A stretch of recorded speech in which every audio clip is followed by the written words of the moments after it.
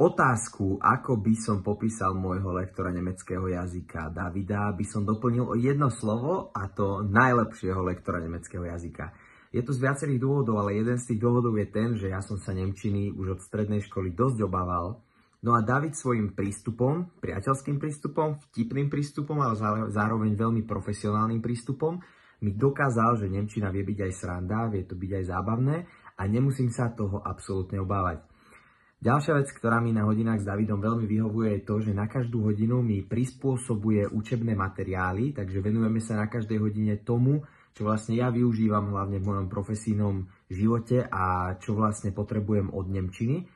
No a poviem vám, že ten, kto nezažil hodinu s Davidom, nevie, o čo prichádza, a ak sa chceš naučiť po nemecky, tak myslím si, že David je tá správna cesta. Zabavíš sa, naučíš sa po nemecky, a ešte ťa aj bude počas celého týždňa otravovať, či robíš domáce úlohy. Ak chceš vedieť nemčinu, David je jasná voľba.